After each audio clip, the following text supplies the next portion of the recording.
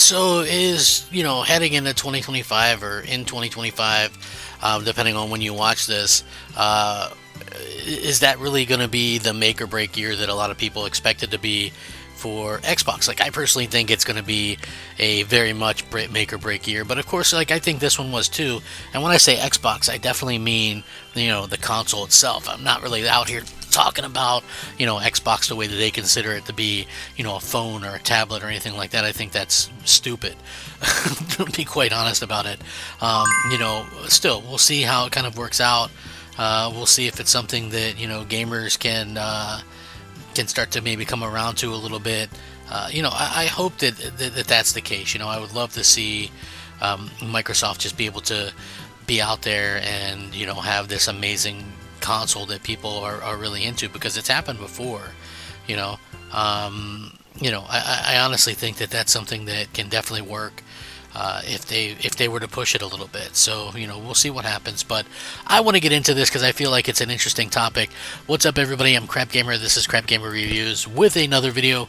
Once again, I'm back doing another video, so please like the video and share it out. Maybe even consider subscribing. I do daily gaming content. Not everybody does that, so I have a good time with it. It's something that's fun yet informative, and we'll see how that kind of works out. It could be a very interesting time for Xbox, so we'll see if that continues to end up being how the future kind of works for Microsoft. Like I said, I think they're in a fairly good spot as long as they can continue to push the platform as a console. We'll see if that's something they can do. But this was interesting.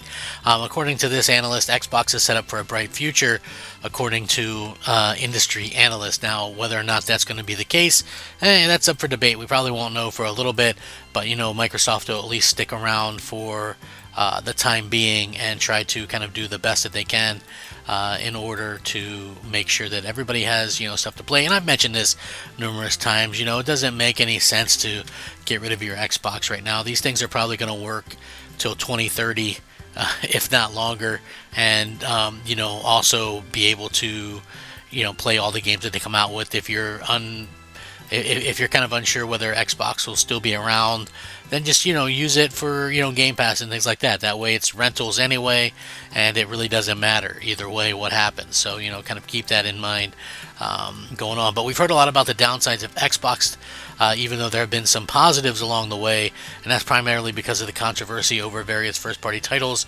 going to PlayStation. Now, Microsoft has clearly started implementing new strategies for the Xbox brand, as evidenced by their kind of baffling "This is an Xbox" marketing campaign that kicked off a little bit ago.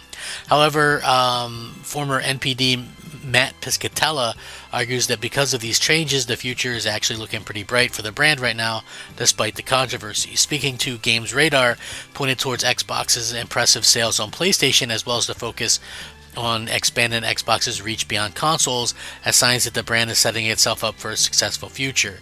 Now, I kind of partially agree, but also have to partially disagree with them a little bit, and I'll get into that in just a second. He says, and I quote, "If you look at what's going on right now in the sales, you look at like the PlayStation sales chart, you'll see a lot of Microsoft on there. And the more they can broaden the appeal of their products, their IP across the other platform holders, why not do that? You look at their results and their earnings reports and you go, okay, that looks pretty darn good, even though they recognize that console sales themselves are lagging for them." So the analyst went on to suggest if you look at it that way, things seem pretty positive for Xbox's future success. However, he also acknowledged that it's been a difficult couple of years for the brand, without a doubt. There's more of the full interview, which I'm going to link this and you guys can check it out. But yeah, generally, and it's one of those things where some people are going to agree, some people aren't.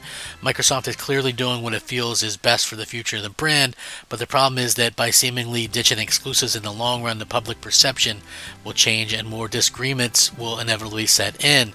Then again, does that even need to be a concern for Xbox folks anymore? I don't know. Like, for me anyway, it's like, because he talks a little bit about the console wars and things like that, and it's like it's hard to kind of dismiss what's going on, like, and say, okay, well, they're in a good spot. Like, maybe as a publisher they're a good spot, but when you look at this overall from a different kind of perspective, I definitely look at it as that kind of way. I look at it as, if you can't have a situation where you have hardware selling well, then get out of the hardware business. That's like, I hate the fact that they're kind of like in this in between kind of space. It really is kind of frustrating, to say the least. But when you look at stuff like with how they're doing next year, it's becoming very clear that they have some very cool stuff to kind of go out there and showcase, and show that, hey, we're competitive,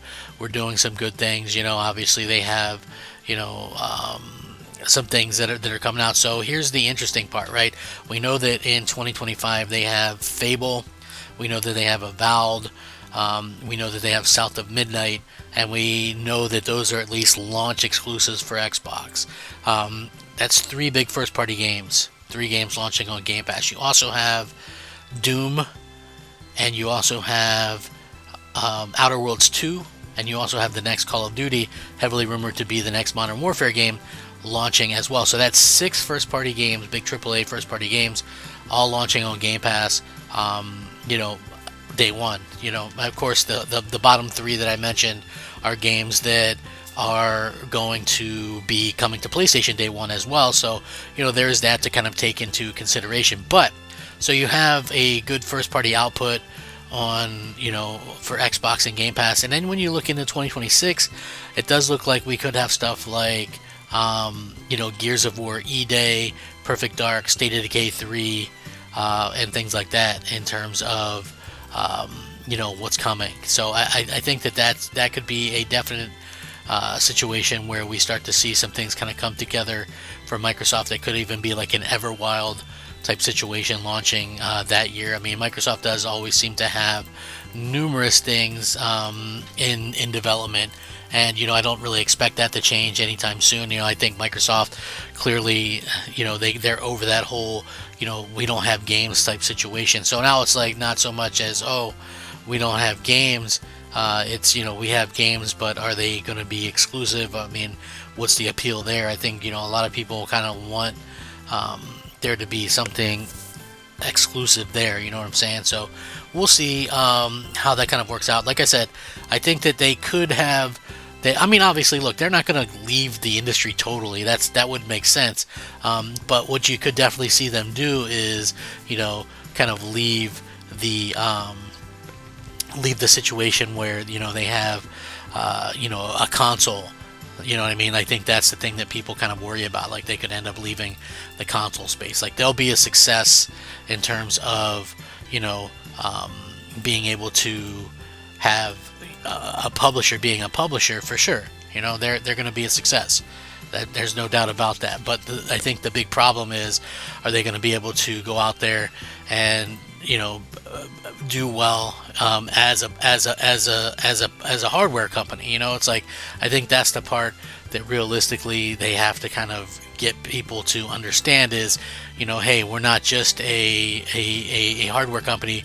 We're not just a publisher, but we're a hardware company too. And I think that's probably where you're going to struggle until they get things kind of figured out. You have to have, and I think you have to be clear to that, to like the fans and things. You can't just sit there and go, okay, well, we hope for this or we hope for that. I think you realistically have to have a situation where you have a clear idea of what you want to do. And the problem that Microsoft has had over the years is that they've really failed to kind of do that.